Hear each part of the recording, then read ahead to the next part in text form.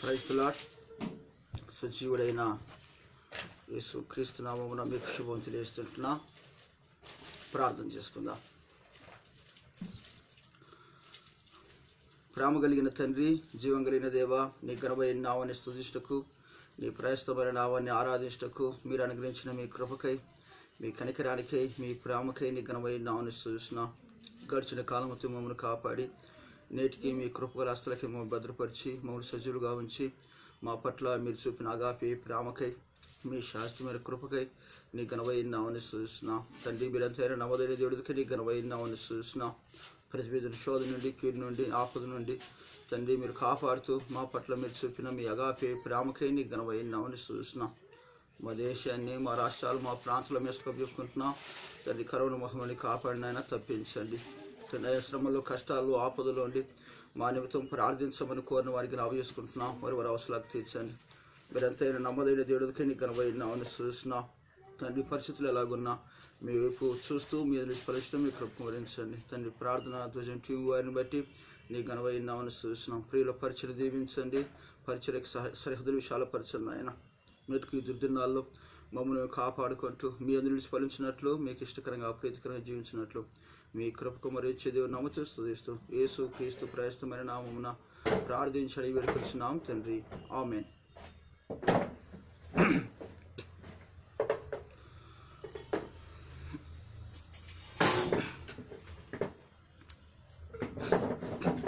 స్తుతి ప్రశంస పాడుచు కీర్తింతు నిత్యము మహారక్షణనిచ్చియు మనశ్శాంతినిచ్చెను. మహారక్షణనిచ్చియు మనశ్శాంతినిచ్చెను. పాపాలు కాబంధమందు దాసత్వమందుండా,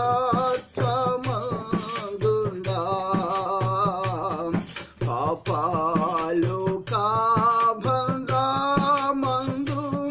దాసత్వమందుండా, నిరాక్త శక్తి చే ప్రభు విమోచించితివి. నిరాక్త శక్తి చే ప్రభు విమోచించితివి.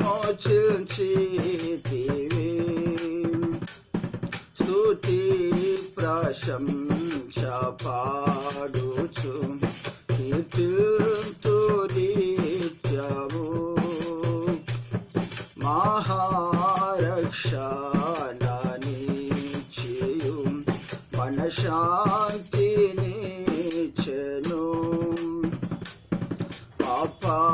పాపభారము చే నేను దుఃఖము పొందితి. పాపభారము చే నేను దుఃఖము పొందితి. నా ప్రభువే భరించెను నా దుఃఖ బాధలు.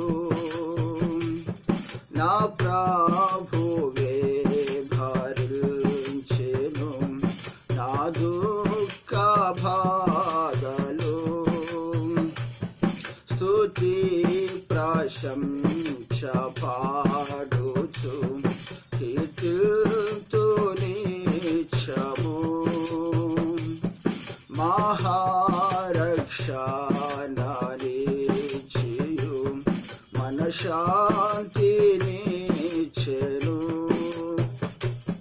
హృదయాంధకారము చే నేను దారి తొలగితి.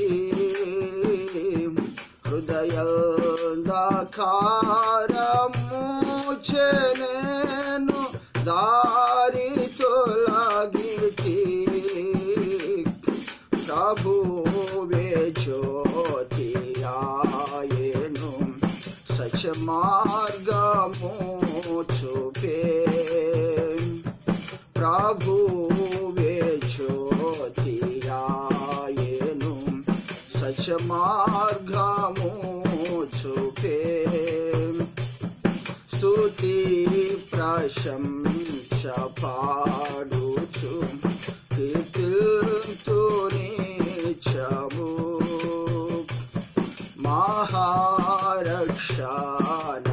మహారక్షణనిచ్చియు మనశ్శాంతినిచ్చెను పెంట కుప్ప నుండి నన్ను లేవనెత్తితివి పెంట కుప్ప నుండి నన్ను లేవనెత్తితివి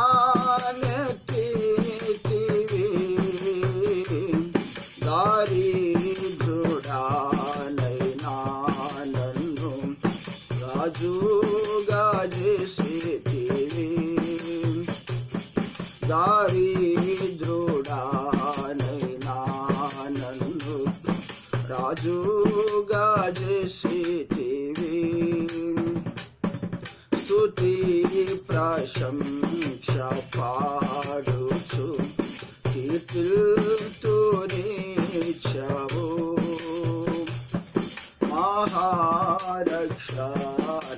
మహారక్షణనిచ్చియు మనశ్శాంతినిచ్చెను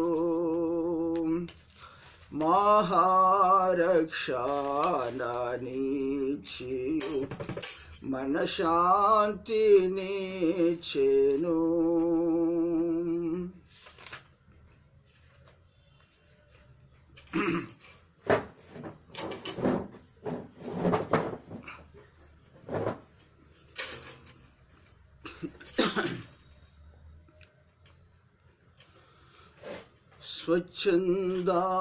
స్వచ్ఛందాసియోను వాసి సర్వాధికారి కస్తూరి పురాసి స్వచ్ఛందాసి యోను వాసి సర్వాధికారి కస్తూరి పురాసి వర్తమాన భూత భావి శబ్దాలవాసి అల్ఫా ఓమెగా తానే అల్ఫా ఓమెగా తానే ఆద్యంతము మన యేసే స్వచ్ఛందాసి వాసి సర్వాధికారి కస్తూరి పురాసి ఇదిగో నేనొక నిబంధనను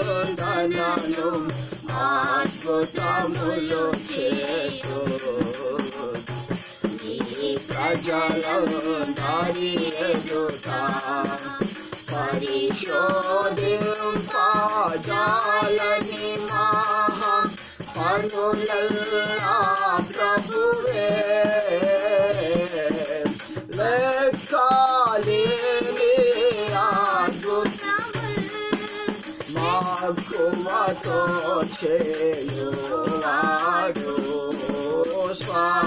స్వచ్ఛందాసి యోను వాసి సర్వాధికారి కస్తూరి పురాసి సంగీతనాదములతో యోను పురము సంపుగలో చేరుదము శాశ్వత సంతోషము మా శిరములపై వెలస దుఃఖముని కొనుపోయా వ్యక్తిని ఆనందము స్వచ్ఛందాసి యోనో వాసి సర్వాధికారి కస్తూరి పురాసి నీలముల పునాదులు వేసి నీలాంజనములతో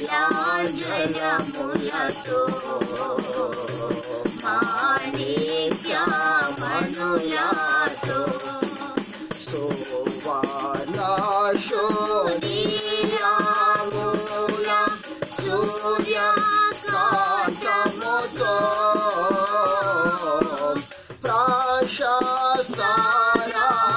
ప్రశస్తరతములతో ప్రవేశముగా నిన్ను కాటెదను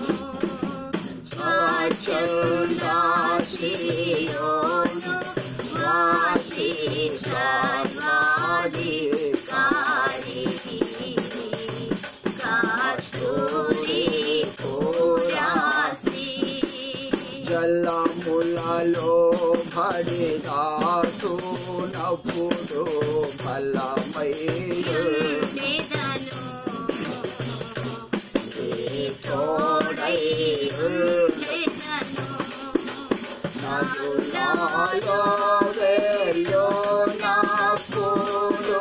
నీపై పారావు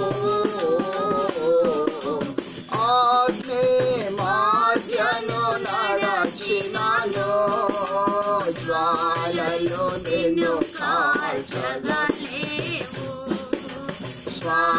స్వచ్ఛందాసి యోను వాసి సర్వాధికారి కస్తూరి పురాసి గర్భమునా పుట్టినది మొదలు తల్లి ఒడిలోన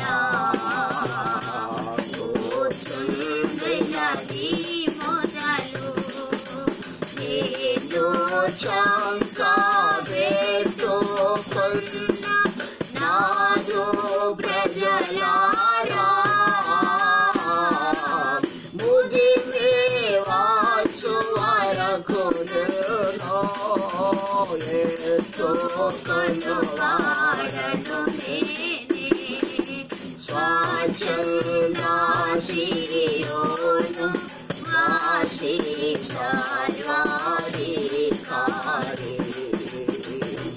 కస్తూరి పురాసి ఇక్కడి తలుపుల పగుల గొట్టెదనిను పాగడియలను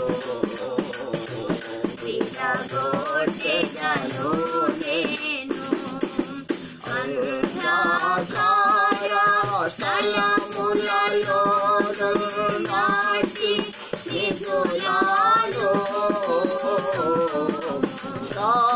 రహస్యములో మరుగైనా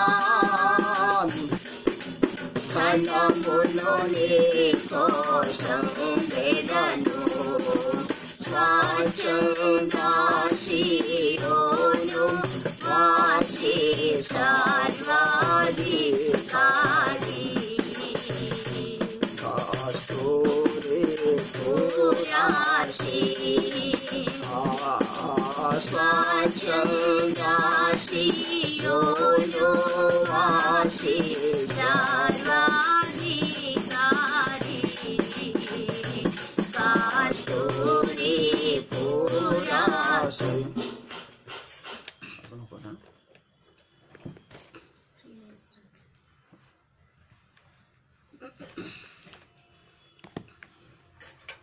ప్రియా యేసు రాజును నే చూచిన చాలు మహిమలోనే నాయనతో నుంటే చాలు ప్రియా యేసు రాజును నే చూచిన చాలు మహిమలోనే నాయనతో నుంటే చాలు నిత్య నిత్యమైన మోక్ష గృహము నందు చేరి నిత్యమైన మోక్ష గృహము నందు చేరి భక్తుల గుంపులో ఆశించిన చాలు భక్తుల గుంపులో ఆశించిన చాలు ప్రియ యేసు రాజును చూచిన చాలు మహిమలోనే నాయనతో నుంటే చాలు ప్రియ యేసు రాజును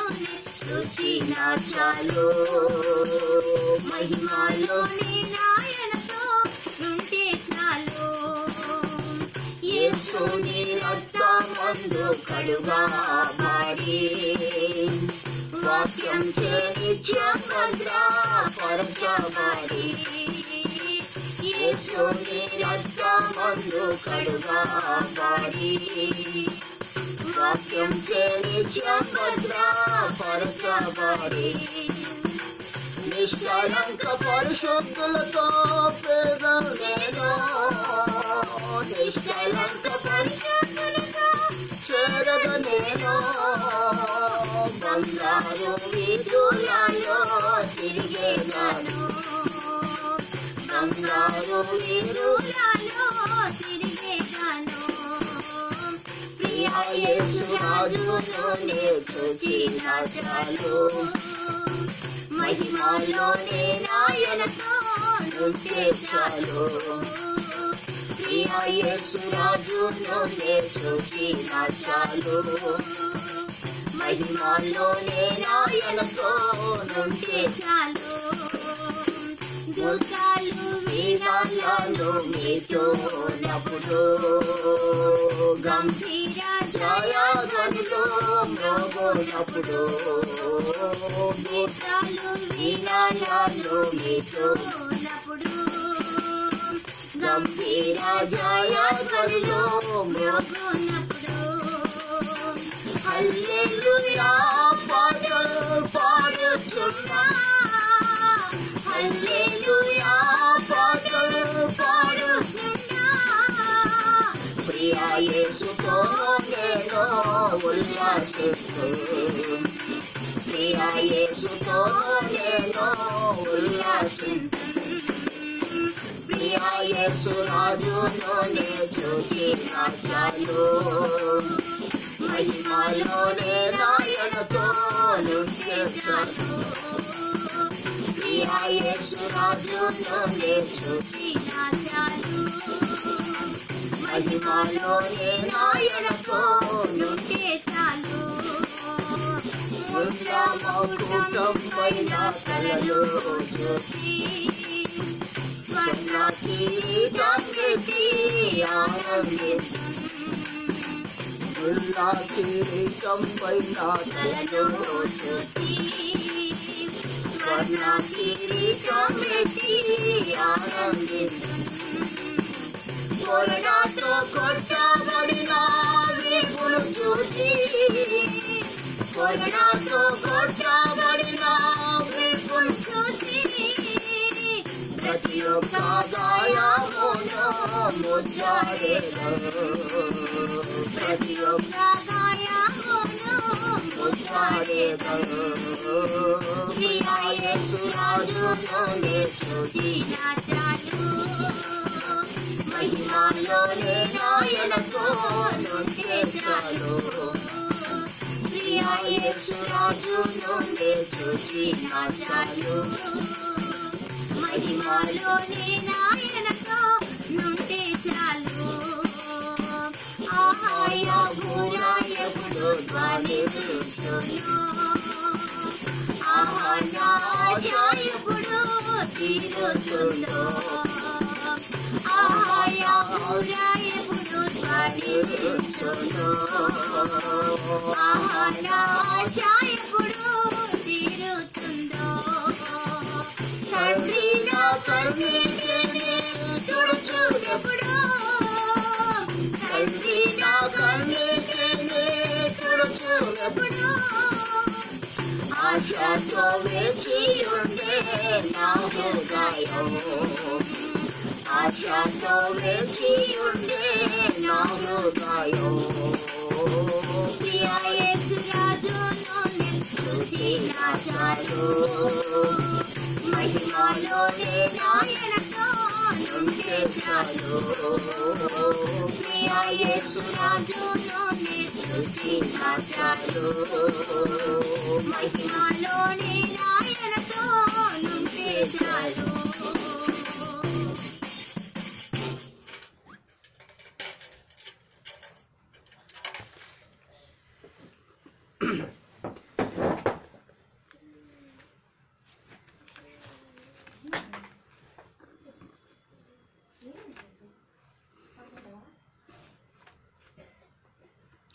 దినవృత్తాంతములు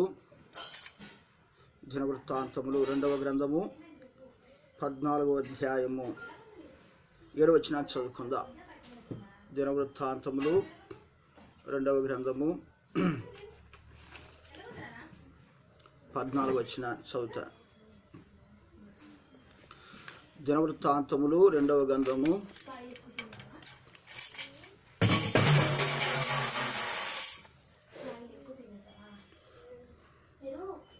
అతడు యూదా వారికి ఇలాగు ప్రకటన చేసెను, మనము దేవుడైన యెహోవాను మనం ఆశ్రయించితిమి. ఆయన మన చుట్టూ నెమ్మది కలగజేసి ఉన్నాడు. దేశమందు మనము నిరభ్యంతరముగా తిరగవచ్చును. మనము ఈ పట్టణములను కట్టించి వాటికి ప్రాకారములను, గోపురములను, గుమ్మములను, ద్వారబంధములను అమర్చుదము. కాగా వారు పట్టణములను కట్టి వృద్ధి నొందిరి. యూదా రాజైన ఆస ప్రజలతో అంటున్న మాట, మన దేవుడైన యెహోవాను ఆశ్రయించితిమి. 4వ వచనములు గమనించినట్లయితే ప్రజలకు ఆజ్ఞాపించినాడు, యెహోవాను ఆశ్రయించుడి, ఆయనకి ఇష్టం కాని వాటిని పరిపూర్ణంగా తీసివేయుడి. దేవునికి ఇష్టం కాని వాటిని వారు పాడు చేసినారు, కొట్టించి వేసినారు, వాటిని తీసివేసినారు. చదువుకున్నట్లయితే 3వ అధ్యాయంలో అన్ని దేవతల బలిపీఠలను పడగొట్టి ఉన్నత స్థలములను పాడు చేసి ప్రతిమలను పగలగొట్టి దేవతాస్తంభమును కొట్టివేయించి వారి పితరుల దేవుడైన యెహోవాను ఆశ్రయించుటకు ధర్మశాస్త్రమును బట్టి విధిని బట్టి క్రియలు జరిగించుటకు యూదా వారికి ఆజ్ఞాపించెను. రాజైన ఆస ఇశ్రాయేలు ప్రజలకు ఆజ్ఞాపించినాడు, మనము దేవుణ్ణి ఆశ్రయించాలి, మనము దేవుణ్ణి నమ్ముకోవాలి, మనము దేవుణ్ణి వెంబడించాలి, మనం దేవుణ్ణి హత్తుకోవాలి, మనము దేవుణ్ణి ప్రేమించాలి.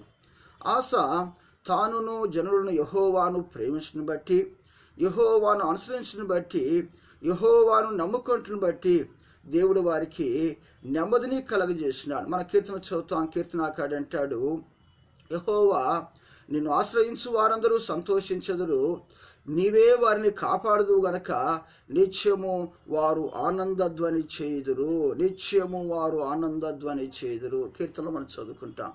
మనము నిత్యము ఆనందధ్వని చేయొచ్చు. మనం సంతోషముగా ఉండాలి అంటే మనం యెహోవాను ఆశ్రయించే వారిగా ఉండాలి. కీర్తనకాడు అంటాడు, యెహోవాను ఆశ్రయించిన వాడు ధన్యుడు.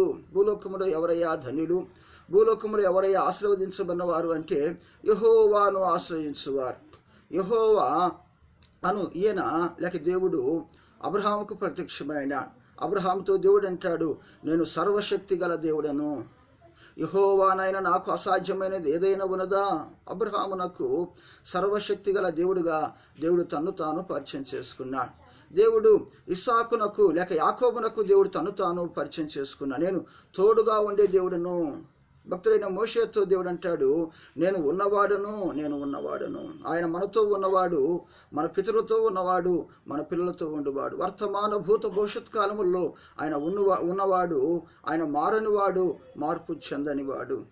ఆయన ఇశ్రాయేలు ప్రజలు ఐగుప్తులో బానిసత్వంలో ఉండగా దేవుడు వారిని చూచినాడు, దేవుని వారిని విడిపించినాడు. అరణ్య యాత్రా జీవితంలో వారిని పోషించినాడు. ఆకాశం నుండి ఆహారం అనుగ్రహించినాడు, బండ నుండి జీవజలం అనుగ్రహించి వారిని తృప్తిపరుస్తూ వచ్చినారు. వారు కనాన్లో ప్రవేశించిన తర్వాత వారిని పోషిస్తూ వచ్చినారు. మనం ఆరాధించే దేవుడు వర్తమాన భూత భవిష్యత్ కాలంలో ఆయన మనకు తోడుగా ఉండేవాడు. అందుకే కీర్తనకారుడు అంటాడు, యెహోవా నిన్ను ఆశ్రయించు వారిని నువ్వు విడిచిపెట్టువాడు కాదు. యెహోవాను ఆశ్రయించు వారికి ఆయన వారికి తోడుగా ఉంటాడు. యెహోషువతో దేవుడు అంటాడు, యెహోషువా మోషేకు తోడైనట్లు నేను నీకు తోడై ఉంటాను. ఎవరు నీ ఎదుట నిలవలేడు, నువ్వు అడుగుపెట్టే ప్రతి స్థలం నీకు అనుగ్రహిస్తానంటాడు. మోషే నా ధర్మశాస్త్రాన్ని అనుసరించినట్లు, మోషే అనుగ్రహించిన ధర్మశాస్త్రాన్ని ధ్యానించలోను అనుసరించలోను తప్పిపోకుండా, బోధించలోను నువ్వు తప్పిపోకుండా ఉన్నట్లయితే నేను నీకు తోడుగా ఉంటా. నిజముగా దేవుడు మోషేకు సెలవిచ్చిన మాట, దేవుడు నిజముగా యెహోషువాకు సెలవిచ్చిన మాట, ధర్మశాస్త్రమును పాటించు, ధర్మశాస్త్రమును పఠించు, ధర్మశాస్త్రాన్ని ప్రకటించు. ధర్మశాస్త్రాన్ని చదివే వారిగా ఉండాలి, ధర్మశాస్త్రాన్ని అనుసరించే వారిగా ఉండాలి, ఆ ధర్మశాస్త్రాన్ని తెలియజేసే వారిగా ఉండాలి. దేవుని యొక్క మాటలు అనుసరించినప్పుడు, దేవుని మాట చొప్పున మనం నడుచుకున్నప్పుడు ఆ దేవుడు మనకు తోడుగా ఉంటాడు. యేసుక్రీస్తు ప్రభువారు అంటారు, నేను ఆయనకి ఇష్టమైన కార్యములు చేయుచున్నాను గనక ఆయన నిత్యము నాకు తోడై ఉన్నాడు. మనం ఆయనకి ఇష్టమైన పనులు చేసినప్పుడు ఆయన మనకు తోడుగా ఉంటాడు. ఆయనకి ఇష్టమైన పనులు చేసినప్పుడు మనకు సంతోషం ఉంటుంది, మనకు సమాధానం ఉంటుంది, మనకు నెమ్మది ఉంటుంది. ప్రియా స్నేహితుడా, నీ జీవితంలో నీ నెమ్మది కలిగి నువ్వు ఆనందంగా ఉండాలి అంటే, నువ్వు సంతోషంగా ఉండాలి అంటే యెహోవాను ఆశ్రయించే వారిగా ఉండాలి. ఎవరిని ఆశ్రయిస్తున్నావు? నరులను ఆశ్రయిస్తున్నావా? ధనాన్ని ఆశ్రయిస్తున్నావా? లోకాన్ని ఆశ్రయిస్తున్నావా? రాజులను ఆశ్రయిస్తున్నావా? వారు ఒకవేళ నిన్ను మోసగించవచ్చేమో, ఒకవేళ సహాయం చేయవలసిన సందర్భంలో వారిని విడిచిపెట్టిపోతారేమో. కానీ యెహోవాను ఆశ్రయించు నరుడు ధనుడు. కీర్తనాకారుడు అంటాడు కదా, నిన్ను ఆశ్రయించు వారిని అందరినీ నువ్వు విడిచిపెట్టేవాడవు కాదు. నిన్ను ఆశ్రయించు వారందరూ ఆనందధ్వని చేదురని మాట చదువుకుందాం, కీర్తనలో మాట చదువుకుందాం, కీర్తనలో ఆ మాట మనం చదువుకుందాం. యెహోవా నిన్ను ఆశ్రయించు వారిని నువ్వు విడిచిపెట్టు.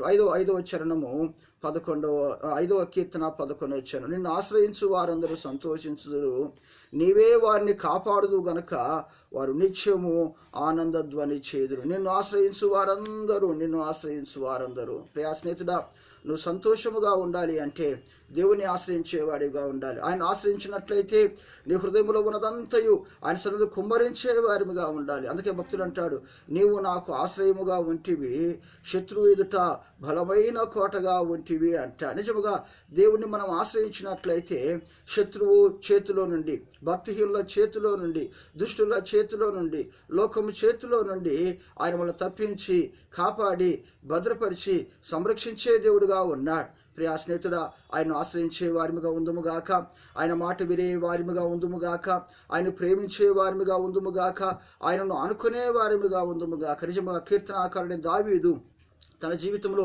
శ్రేష్టమైన సుగుణము ప్రతి పరిస్థితుల్లో యెహోవా యొద్ద విచారణ చేస్తూ వచ్చినాడు.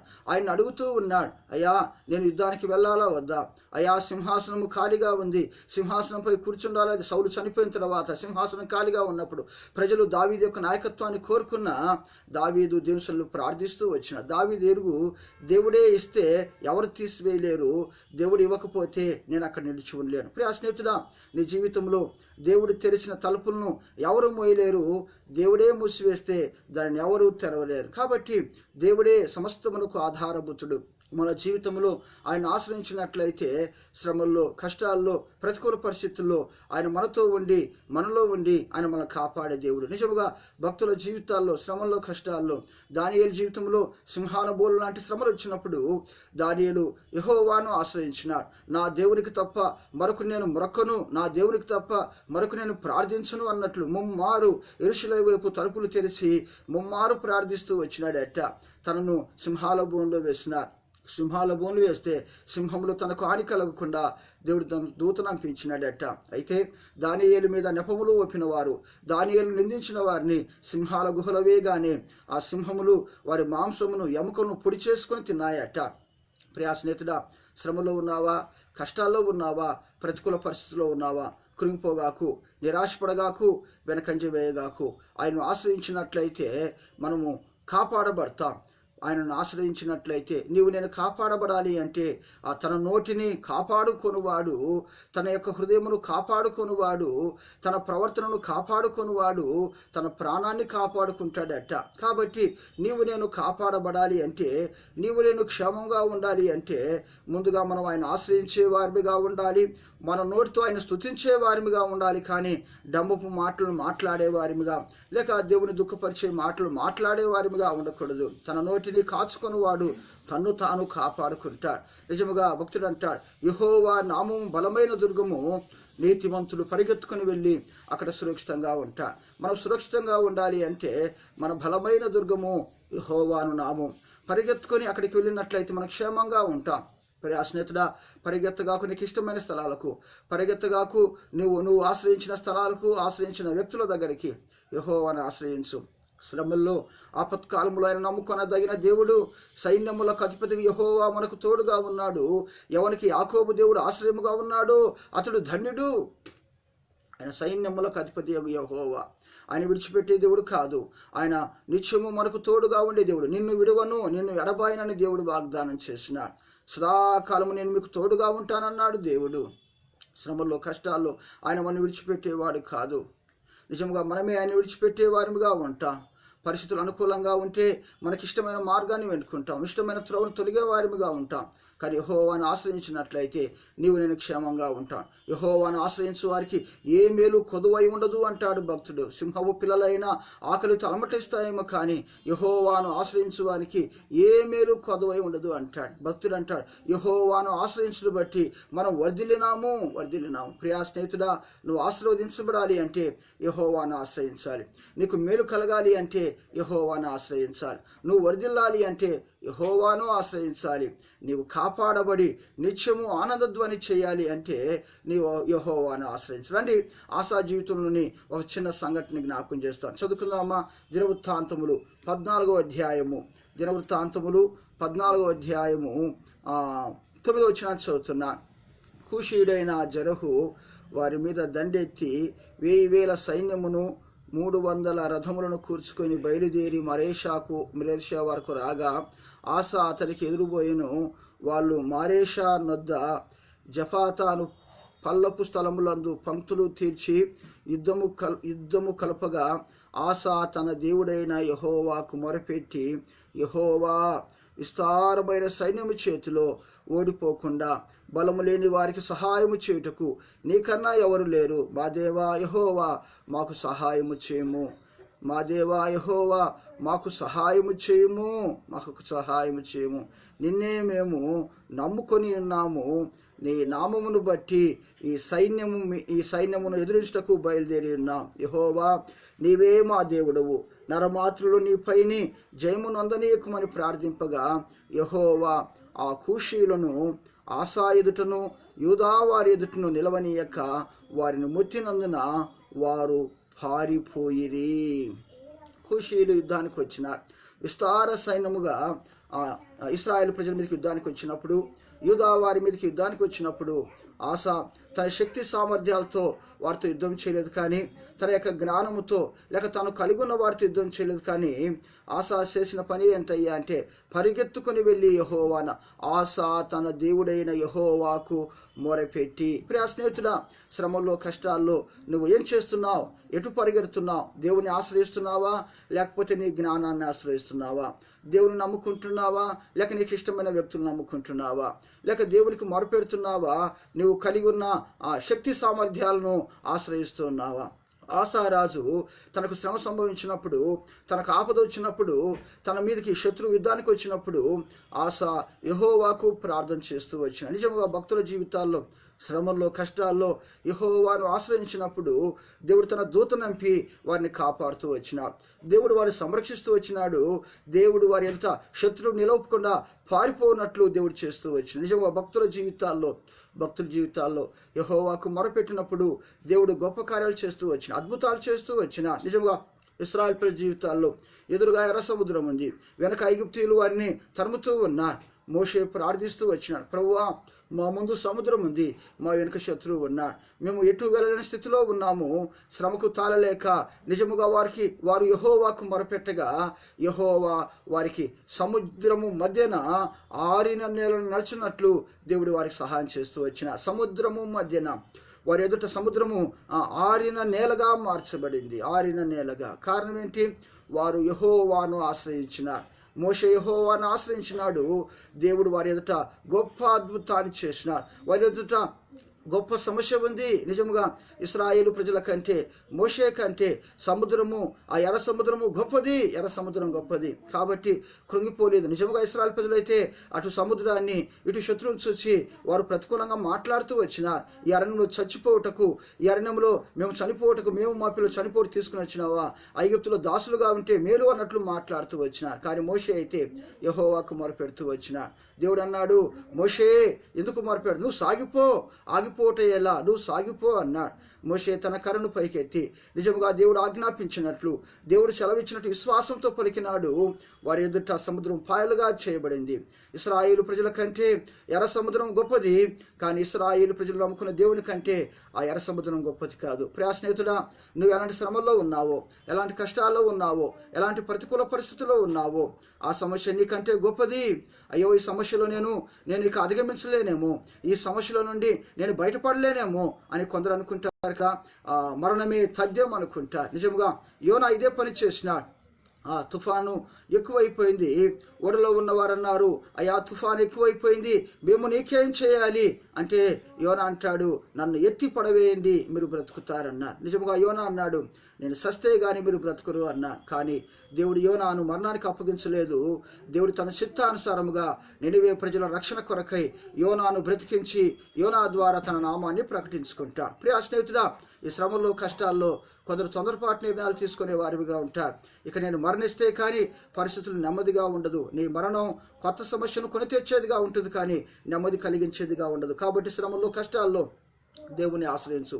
ఇశ్రాయేలు ప్రజలు తమ ఎదుట ఎర్ర సముద్రము అడ్డుగా ఉన్నప్పుడు దేవుని ఆశ్రయించినప్పుడు దేవుడు సముద్రము మధ్యన నడిపిస్తూ వచ్చినాడు. ఇశ్రాయేలు ప్రజలైతే సముద్రం మధ్యలో నడిచినారు. నిజముగా ఐగుప్తీయులు కూడా వీరి వలె నడవాలి అనుకున్నారట. వారు సముద్రం మధ్యకు రాగానే సముద్రము మరలా యథావిధిగా అయిపోయింది. మరలా మోషే తన కర్రను చాపగానే సముద్రం ఏకరీతిగా ప్రవహిస్తూ ఉంది. ఇశ్రాయేలుకు ప్రతికూలంగా లేచిన శత్రువు సముద్రం మధ్యలో చచ్చి సముద్ర తీరాన చచ్చిన శవమై ఉన్నారట. నిజం మనం చదువుకుంటాం. నిర్గమాకాండం 14వ అధ్యాయంలో ఆ మాటలు మనం చదువుకుంటాం.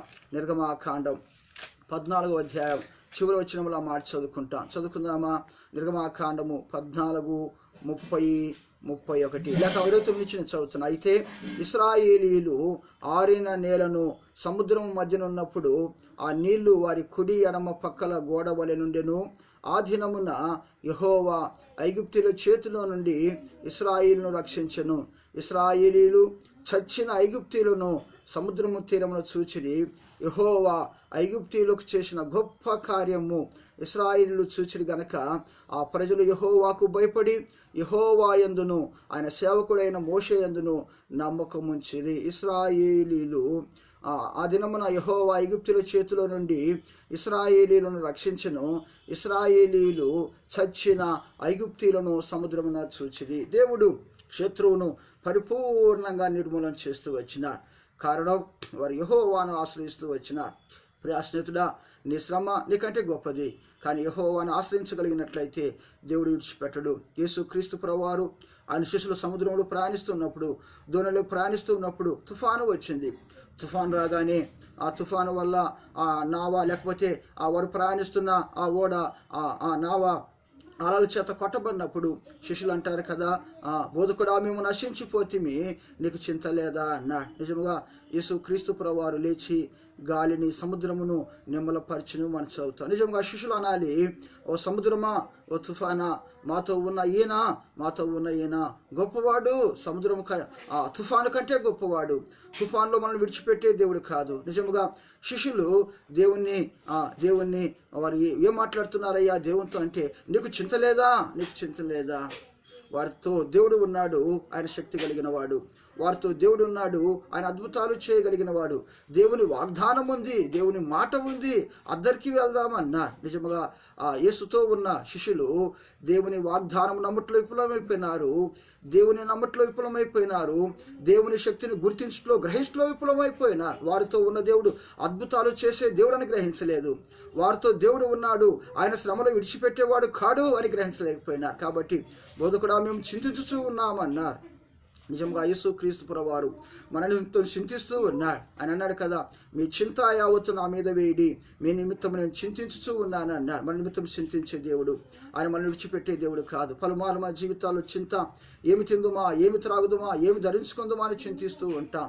అందుకే యేసు క్రీస్తు ప్రభువారు అంటారు, ఏమి తిందుమా అని, ఏమి త్రాగుదుమని చింతించుకుడి, మొదట నా రాజ్యమును నా నీతిని వెతుకుడి, ఇవన్నీ మీకు అనుగ్రహించబడును. కాబట్టి మనం దేవుని రాజ్యమును, దేవుని నీతిని వెతికే వారిగా ఉన్నట్లయితే మన అక్కరలు, మన అవసరతలు దేవుడు తీర్చేవాడిగా ఉన్నాడు. ఆ దేవుడు మనల్ని ఆదుకునేవాడిగా ఉంటున్నాడు. ఆయన దేవుడు మనల్ని పోషించే దేవుడు. ఆయన పోషించే విధానం, ఆయన కాపాడే విధానం అది అద్భుతం. అది మన కనులకు ఆశ్చర్యం, మన చెవులకు అది వినపడనిది. దేవుడు చేసే కార్యాలు నరుల ఎదుట, యెహోవాను ఆశ్రయించు వారి ఎదుట ఆయన చేసే కార్యాలు అద్భుతాలు. శ్రమకు తాళలేక ఇశ్రాయేలు ప్రజలు యెహోవాకు మొరపెట్టినారట. శ్రమకు తాళలేక ఆ శ్రమలో వారి ప్రాణము కరిగిపోయింది. మత్తుని వలె ముందుకు వెనుకకు తూగుతూ ఉన్నారట. శ్రమకు తాళలేక వారు యెహోవాని ఆశ్రయించినారు. యెహోవాని ఆశ్రయించగానే దేవుడు ఆ తరంగాలను నిమ్మరపరిచినాడు. దేవుడు వారిని కోరిన రేవుకు నడిపిస్తూ వచ్చినాడు. ప్రియా స్నేహితుడా, తుఫాన్ లాంటి శ్రమలు, సుడిగాలి లాంటి అపాయము, భయము సంభవించినప్పుడు ఎవరిని ఆశ్రయిస్తున్నా? యెహోవాను ఆశ్రయించినట్లయితే తుఫాన్ లాంటి పరిస్థితుల్లో, లేక సుడిగాలి లాంటి భయము లేక అపాయకరమైన పరిస్థితుల్లో కూడా నేను క్షేమంగా ఉంటాం. నిజంగా ఆశ దేవుని ఆశ్రయించిన, ఆశ దేవుని నమ్ముకున్నారండి. ఆశ జీవితం, ఆశ చేసిన ప్రార్థన జ్ఞాపకం చేసుకుందాం. యెహోవా ఆశ తన దేవుడైన యెహోవాకు మొరపెట్టి, యెహోవా విస్తారమైన సైన్యము చేతిలో ఓడిపోకుండా బలము లేని వారికి సహాయం చేయుటకు నీకన్నా ఎవరు లేరు. అయ్యా, మేము బలము లేని వారము, మాకు బలమును అనుగ్రహించు అని దేవుని ఆశ్రయించినారు. అయ్యా, మాపై శత్రువు విస్తారమైన సైన్యంతో మా మీదకి శత్రువు దండెత్తడానికి వచ్చినారు. మేమైతే బలము లేని వారము, అయ్యా మా బలము మీరే. కీర్తనాకారుడు అంటాడు, నా బలము యెహోవాయే అంటాడు. నిజముగా దావీదు చిన్నవాడిగా ఉన్నప్పుడు గొలియాతు మీదకి యుద్ధానికి వెళ్ళినప్పుడు దావీదు అన్నమాట ఏంటో తెలుసా? ఈ సున్నతి లేని ఫిలిస్తీయుడు యాపాటివాడు, జీవము కలిగిన దేవుని దూషించేవాడు ఈ ఫిలిస్తీయుడు యాపాటివాడు, యుద్ధం యెహోవాదే, యుద్ధం నేను కాదు, యెహోవా యుద్ధం చేస్తాను. ఎంత ధైర్యముగా ఆ చిన్నవాడైన దావీదు, ఎంత ధైర్యముగా, ఎంత విశ్వాసముగా తను ఆ మాటలు పలుకుతున్నాడు. యుద్ధం యెహోవాదే, నేను కాదు. నిజముగా దేవుడే యుద్ధం చేస్తున్నాడు. నిజముగా ఖడ్గం లేకయే ఒక నున్నటి రాయిటిని 5 రాళ్ళట ఒక రాయిని విసిరినాడు. ఆ రాయితో ఆ ఫిలిస్తీయుడు హతమైపోయినాడు. దావీదు వడిసెల విసిరింది దావీదే కావచ్చు, కానీ గొలియాతును హతమార్చింది దేవుడే. కాబట్టి మన జీవితాల్లో దేవుడు మన పక్షాన ఉండి అద్భుతాలు చేసే దేవుడు. ఆయన మనం విడిచిపెట్టే దేవుడు కాదు. శ్రమల్లో, కష్టాల్లో ఆయన మనకు తోడుగా ఉంటాడు. ఆయన మనల్ని కాపాడుతాడు, ఆయన మనల్ని పోషిస్తాడు. నిజంగా ఇశ్రాయేలు ప్రజలను గద్ద రెక్కలపై ఆ పక్షిరాజు తన రెక్కల మీద తన పిల్లలను మోసినట్టు దేవుడు ఇశ్రాయేలు ప్రజలు మోస్తూ వచ్చినాడు అంటాడు. ఒక తండ్రి తన పిల్లలను మోసినట్లు నేను మిమ్మల్ని మోసినానంటాడు దేవుడు. కాబట్టి మన జీవితాల్లో యెహోవాను ఆశ్రయించే వారిగా ఉందుముగాక. ఆశ అంటున్నాడు కదా, రాజైన ఆశ అంటున్నాడు, అయ్యా మేము బలము లేని వారిని, మాకు బలమును అనుగ్రహించు. ప్రియా స్నేహితుడా, దేవుడు మనకు బలం అనుగ్రహిస్తే శత్రువు మనట నిలవలేరు. దేవుడే మనకు బలమును అనుగ్రహించకపోతే శత్రువు ఎట మనము నిలవలేము. రండి, ఆశ ప్రార్థన చేస్తూ ఉన్నాడు. అయ్యా, బలము లేని వారికి సహాయం చేయుటకు నీకన్నా ఎవరునూ లేరు. మా దేవా యెహోవా మాకు సహాయము చేయము. అయ్యా, మాకు సహాయము చేయము. ప్రియా స్నేహితుడా, ప్రార్థించుట మన వంతు అయితే ప్రతిఫలమించుట దేవుని పని. నిజముగా దేవుని ఆశ్రయించినట్లయితే దేవుడు మనం విడిచిపెట్టేవారు కారు. ఇశ్రాయేలు ప్రజలు అరణ్యములు రాలిపోవడానికి కారణం ఏంటయ్యా అంటే దేవుని సహాయాన్ని విడిచిపెట్టి తమ యొక్క ఆలోచన చొప్పున నడుచుకోవడానికి ఇష్టపడ్డారు. దేవుని ఆలోచనను అంగీకరించలేదు. మాకు సహాయం చేయి. దేవుడు ఆయన సహాయం చేసే దేవుడు. ఆయన ఆదుకునే దేవుడు, ఆయన మన అక్కర్లు తీర్చే దేవుడు, ఆపదలలో మనతో ఉండి ఆయన మనల్ని బ్రతికించే దేవుడు, ఆయన సహాయం చేసే దేవుడు. ప్రియా స్నేహితుడా, ఎవరి సహాయాన్ని కోరుకుంటున్నా? ప్రజల సహాయాన్ని కోరుకున్నావంటే అనుకూలంగా ఉన్నప్పుడు అందరూ నీతో ఆప్యాయతగా ఉంటారు. నీకు పరిస్థితులు ప్రతికూలంగా ఉన్నప్పుడు సహాయం చేస్తాడు అనుకున్నవాడు సహాయం చేయడు. శ్రమల్లో నీకు నిజమైన స్నేహితులు ఎవరో తెలుస్తుంది అట. ప్రతికూల పరిస్థితుల్లో నీ బంధువులు ఎవరో అర్థమవుతుంది. అన్ని అనుకూలంగా ఉన్నప్పుడు అందరూ వస్తూ పోతూ ఉంటారు, కానీ ప్రతికూల పరిస్థితులు వచ్చినప్పుడు నిజంగా యేసు క్రీస్తు ప్రభువారిని ఉద్దేశించి లేఖనాలు మనం చదువుతాం. ఆయన నిజమైన స్నేహితుడట. ఆయన నిజమైన స్నేహితుడు. ఆపదల్లో శ్రమల్లో ఆయన విడిచిపెట్టే దేవుడు కాదు. ఆయన నిజమైన స్నేహితుడు. లోకమంతా మనకు ప్రతికూలంగా నిలిచిన మనతో ఉండేవాడే నిజమైన స్నేహితుడు. ఆపదల్లో శ్రమల్లో ఆయన మనకు సహాయం చేసే దేవుడు. అవి ఎలాంటి పరిస్థితులైనా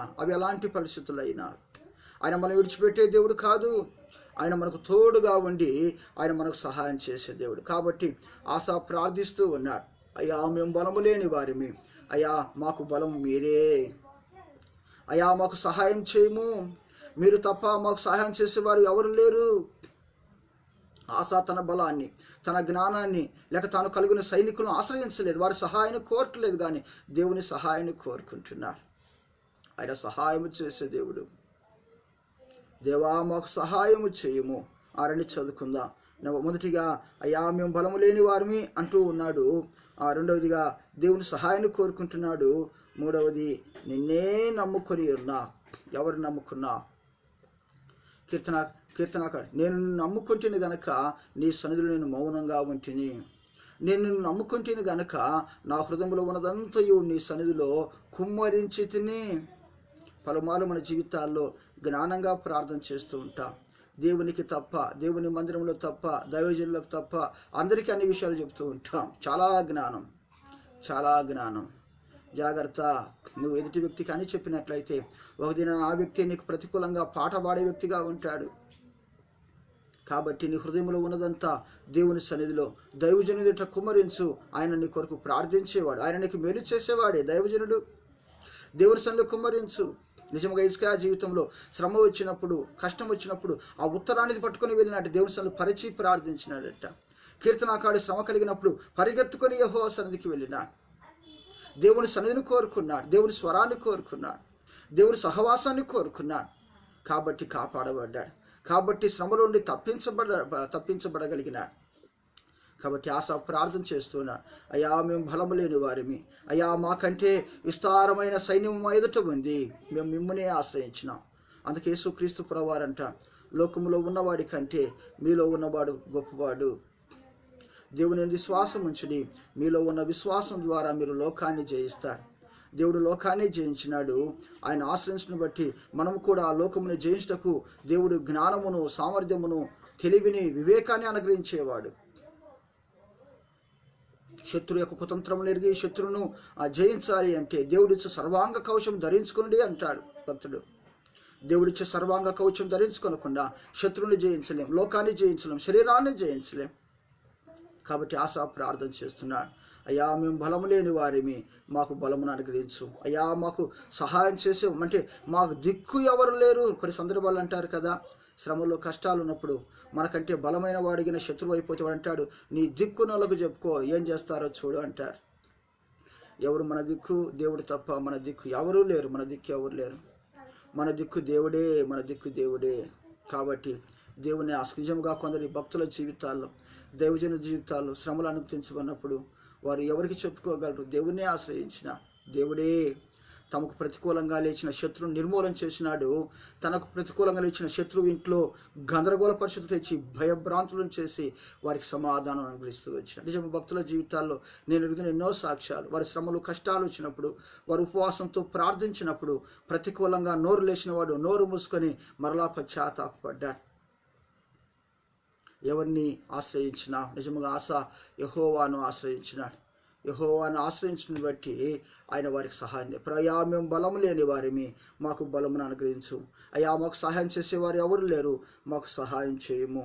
అయ్యా మేము నిన్నే నమ్ముకున్నాము, నీ నామమును బట్టి సైన్యము ఎదురుటకు బయలుదేరి ఉన్నాం. యెహోవా నీవే మా దేవుడు, నరమాత్రులు నీ పైని జయము నందనీయకమని ప్రార్థించగా, అయ్యా నీ నామమును బట్టి మేము యుద్ధానికి వెళ్తున్నాం. అయ్యా నిన్నే నమ్ముకున్నాము, నీవే మా దేవుడవు. ఆశ పరిపూర్ణంగా దేవుని ఆశ్రయించినాడు.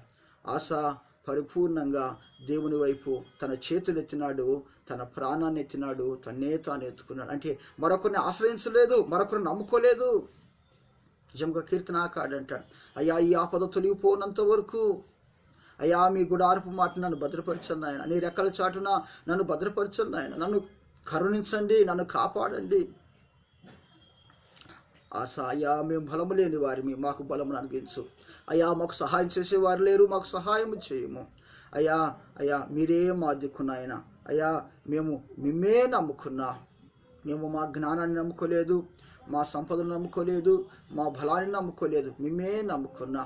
ఆయన నమ్ముకున్నారు గనక వారి హృదయంలో ఉన్నదంతా కుమ్మరించడం. మనం లేఖనాలు చదువుతాం, హన్న తన హృదయమును దేవుని ఎదుట కుమ్మరించును అని చదువుతాం. తర్వాత హన్న యొక్క కొరత తీర్చబడింది. ప్రియా స్నేహితుడా, నీ హృదయంలో ఉన్నదంతయు దేవుని సన్నిధిలో కుమ్మరించినట్లయితే నీ కొరతలు తీర్చబడతాయి, నువ్వు శ్రమలో తప్పించబడతావు, నువ్వు కాపాడబడతావు. ఎక్కడ కుమ్మరిస్తున్నా లేక ఎవరికి చెప్పుకుంటున్నా, యెహోవా సన్నిధిలో నీ హృదయంలో ఉన్న భారమంతయు కుమ్మరించు. ఆయన సన్నిధిలో కుమ్మరించినట్లయితే నువ్వు కాపాడబడతావు. ఆశ దేవుని బలాన్ని కోరుకున్నాడు, ఆశ దేవుని యొక్క సహాయాన్ని కోరుకున్నాడు, ఆశ దేవుణ్ణే నమ్ముకున్నాడు, ఆశ దేవుని బట్టి యుద్ధానికి వెళ్ళినాడు. రండి చివరి మాట చదువుకుందాం, ప్రార్థన చేసుకుందాం. చివరి మాట చదువుకుందామా?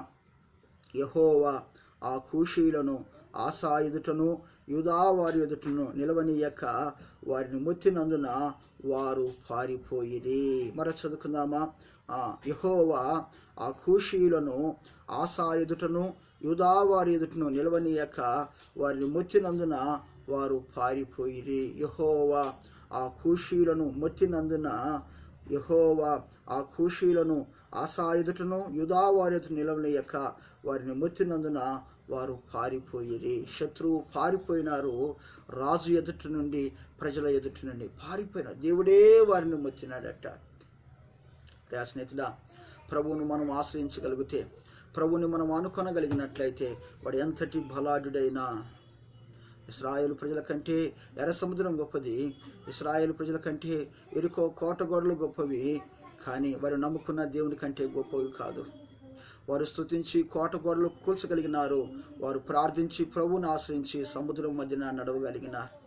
దానియేలు ప్రార్థించి సింహముల నోర్లను మూయించినట్లు దూత దిగి వచ్చి దేవుడు తన దూత నంపి సింహముల నోర్లను మూయించను అని చదువుతాం. నిజంగా షడ్రకు మెషకాబ్దమని వారి జీవితాల్లో అగ్నిగుండములో దేవుడే వారితో ఉన్నాడు, దేవుడే వారితో ఉన్నాడు. మేము 4వ రూపం చూస్తున్నామే. దేవుడే వారిని కాపాడి భద్రపరిచినాడు. వారి వస్త్రములు కాలలేదట, వారి ఎంట్రుకలు కాలలేదంట, వారి చర్మమునకు అగ్నివాసనే లేదట, వారి కట్టిన ఆ బంధకాలు తెగిపోయినాయి. ప్రియా స్నేహితుడా, యెహోవాను ఆశ్రయించగలిగినట్లయితే మన చుట్టూ నెమ్మది ఉంటుంది. ఆశ అంటాడు, మన యెహోవాను ఆశ్రయించినాము గనుక ఆయన చుట్టూ నెమ్మది అనుగ్రహించినాడు. మనం పట్టణములు కట్టగలిగినాము, మనం వర్ధిల్లుతూ ఉన్నాం. దేవునికి ఇష్టం కాని వాటిని తీసివేస్తూ వచ్చిన వారు లోకులలో నుండి ప్రత్యేకంగా జీవిస్తూ వచ్చిన పరిశుద్ధంగా జీవించడానికి వారు ఇష్టపడినారు. తమలో దేవునికి ప్రతికూలంగా ఉన్న, దేవుని దుఃఖపరిచే, దేవునికి ఇష్టం కాని ప్రతి దాన్ని తీసివేసుకుంటూ వచ్చిన కాబట్టి ఆశ శత్రువుపై విజయాన్ని పొందినాడు. ఆశ దేవుని యొక్క బలాన్ని కోరుకున్నాడు, ఆశ దైవశక్తిని కోరుకున్నాడు, ఆశ దేవుని దిక్కే చూసిన, ఆయనే నమ్ముకున్నాడు, ఆయన నామాన్ని బట్టి యుద్ధానికి వెళ్ళినాడు. దేవుడే ఆ కూషీలను ఆశా ఎదుటను యూదా వారి ఎదుటను నిలవకుండా మొత్తినాడు, వారు పారిపోయినారు. ప్రియా స్నేహితుడా, ఎలాంటి పరిస్థితుల్లో ఉన్నాం? ఆశా ఎదుట కూషీలు విస్తారమైన సైన్యంతో ఒక శ్రమలాగా ఆపదలో ఉన్నారు. కానీ మన జీవితాల్లో, ఒక్కొక్కరి జీవితాల్లో ఒక్కొక్క రకమైన శ్రమ, ఒక ఆపద లేక విపత్తు, ప్రతికూల పరిస్థితులు అనుమతించబడతాయి. ఇలాంటి పరిస్థితుల్లో నువ్వేం చేస్తున్నావు? నిజంగా ఆశావలే ప్రభు వైపు చూస్తుము గాక, ప్రభు బలాన్ని కోరుకుందుము గాక, ప్రభు సహాయం కొరకు వేడుకుందుము గాక, ఆయన నమ్ముకుందుము గాక, ఆయన నామమును బట్టి ముందుకు సాగుదుము గాక, ఆయన ద్వారా విజయాన్ని పొందుదుము గాక. దేవుడు అట్లు మనకు సహాయం చేయను గాక. ప్రార్థన చేసుకుందాం. ప్రేమ కలిగిన తండ్రి, నీ ఘనమైన నామాన్ని స్తుతిస్తున్నా తండ్రి. యూదా రాజైన ఆశా జీవితంలో శ్రమ కలిగినప్పుడు, ఆపద కలిగినప్పుడు, శత్రువు తన మీదకి యుద్ధానికి వచ్చినప్పుడు తను ఏం చేసినాడో మాకు తను తెలియజేస్తూ వచ్చినాడు. మిమ్మల్ని ఆశ్రయించడం బట్టి నెమ్మది అనుగ్రహించినారు, మిమ్మల్ని ఆశ్రయించడం బట్టి విజయాన్ని అనుగ్రహించినారు అయ్యా. నిజంగా మిమ్మల్ని ఆశ్రయించడం బట్టి కాపాడి వారు సంతోషించినట్లు, వారు ఆనందించినట్లు అయ్యా, వారి ఎదుటి నుండి శత్రువు పారిపోనట్లు చేస్తూ వచ్చినారు నాయన. మా జీవితాల్లో కూడా అయ్యా మీ బలమును ఆశ్రయించి అయ్యా, మీ ఆలోచన అనుసరించి అయ్యా మిమ్మును నమ్ముకొని మీ నామమును బట్టి తను ముందుకు సాగి మీ ద్వారా విజయాన్ని పొందినట్టు మీ కృప కుమ్మరించండి ఆయన. తను ఎవరైతే తన శ్రమలో ఉన్నారో, కష్టాల్లో ఉన్నారో, నిరాశ పరిస్థితుల్లో ఉన్నారో, నిరుత్సాహ పరిస్థితుల్లో ఉన్నారో, కృంగిపోయి ఉన్నారు, ఆపదలో ఉన్నారు, విపత్తులో ఉన్నారు, ఇబ్బందుల్లో ఉన్నారు, తండ్రి ఎవరికి చెప్పలేని శ్రమల్లో ఉన్నారో తండ్రి వారి నిమిత్తం ప్రార్థన చేస్తుంటున్నాం. వారి శ్రమలో మిమ్మల్ని ఆశ్రయించి మీ ద్వారా కాపాడబట్టకు, మీ ద్వారా సంతోషించినట్లు మీ కృప కుమ్మరించండి ఆయన. తన పలుమారు మా జీవితాల శ్రమల్లో మేము ఎలాగూ ప్రవర్తించినామో నిజంగా గ్రహింపులేని వారిగా ఉంటున్నాము తండ్రి.